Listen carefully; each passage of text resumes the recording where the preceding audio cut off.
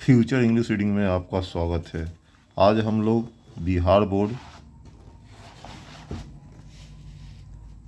Board class 8 lesson 4 Vipin Chaudhary lapse of memory का page number 62 और 63 का रीडिंग करेंगे।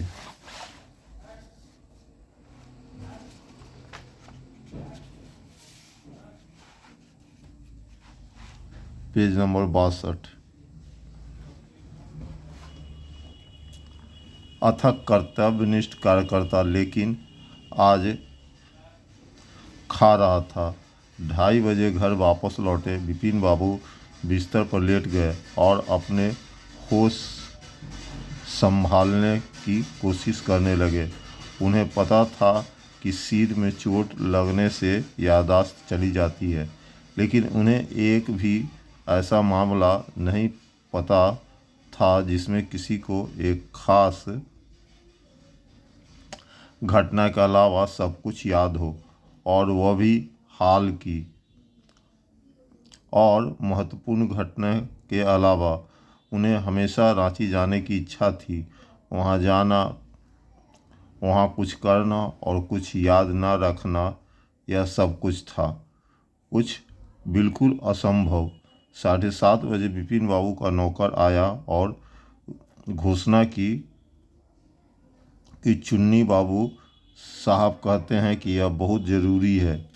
विपिन बाबू जानते थे कि चुन्नी किस लिए आया है। चुन्नी लाल उनके साथ स्कूल में था। पिछले कुछ समय से वह मुश्किल दौर से गुजर रहा था और नौकरी के लिए उससे मिलने आ रहा था। विपिन बाबू जानते थे कि उसके लिए कुछ करना संभव नहीं है और उन्होंने उससे ऐसा कहा भी था, लेकिन चुन्नी बार बार बेकार की बातों में आ जाता था।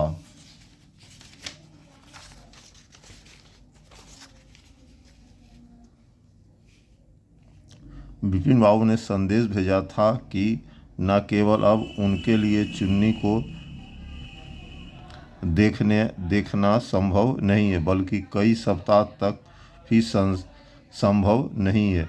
लेकिन जैसे ही नौकर कमरे से बाहर निकला, विपिन बाबू को लगा कि चुन्नी को शायद 1958 की यात्रा की कोई बातें याद होगी।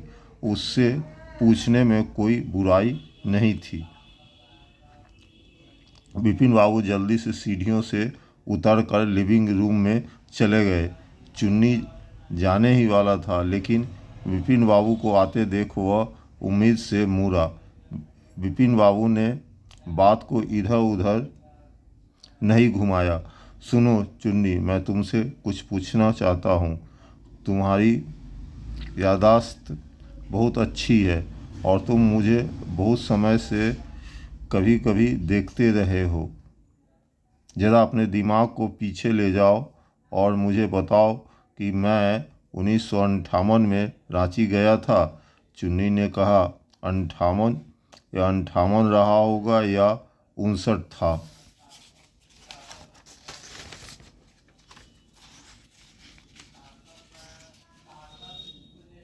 क्या तुम्हें यकीन है कि मैं रांची गया था? चुन्नी के चेहरे पर आश्चर्य के साथ चिंता भी थी। तुम्हारा मतलब है कि तुम्हें अपने जाने पर संदेह है। क्या मैं गया था? क्या तुम्हें अच्छी तरह याद है? चुन्नी सोफे पर बैठ गई और विपिन बाबू को घूरते हुए बोली, विपिन, क्या तुमने नशा किया है या कुछ और? जहाँ तक मुझे पता है, तुम्हारा रिकॉर्ड साफ सुथरा रहा है। मैं जानती हूँ कि पुरानी दोस्ती तुम्हारे लिए ज़्यादा मायने नहीं रखती, लेकिन कम से कम तुम्हारी याददाश्त अच्छी है। तुम यह तो नहीं कह सकते कि तुम रांची ट्रिप के बारे में भूल गए हो।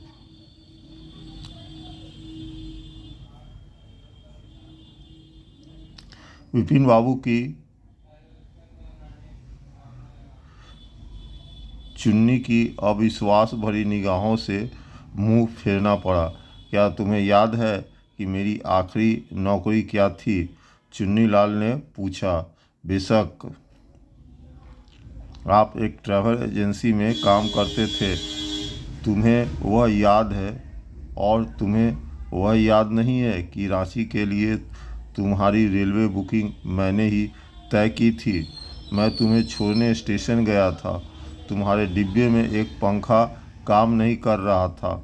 मैंने उसे ठीक करने के लिए इलेक्ट्रीशियन को बुलाया था। क्या तुम सब कुछ भूल गए हो?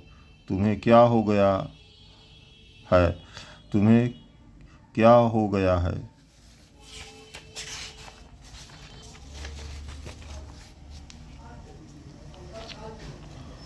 तुम बहुत अच्छे दिखाई नहीं देते। तुम्हें पता है? विपिन बाबू ने आह भरकर अपनी सिर हिलाया। मैं बहुत ज़्यादा मेहनत कर रहा हूँ, उसने आखिरकार कहा। यही कारण होगा, किसी विशेषज्ञ से सलाह लेनी चाहिए। निसंदेह यह विपिन की हालत ही थी जिसके कारण चुन्नीलाल ने नौकरी के बारे में कुछ भी बताए बिना चले गए। परेश चंदा एक युवा चिकित्सक थे जिनकी आंखें चमकीली और नाक तीखी थी।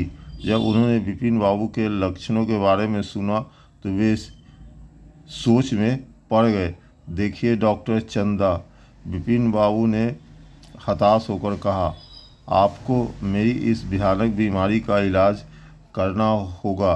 मैं आपको नहीं बता सकता कि यह मेरे काम को कैसे प्रभावित कर रही है। इसी के साथ ये लेसन समाप्त हुआ। अगर वीडियो आपको अच्छा लगा तो लाइक सब्सक्राइब करें और अन्य तरह की भी क्वेश्चन आंसर्स का भी वीडियो और कम्युनिटी पोस्ट में को देखें। बहुत बहुत धन्यवाद।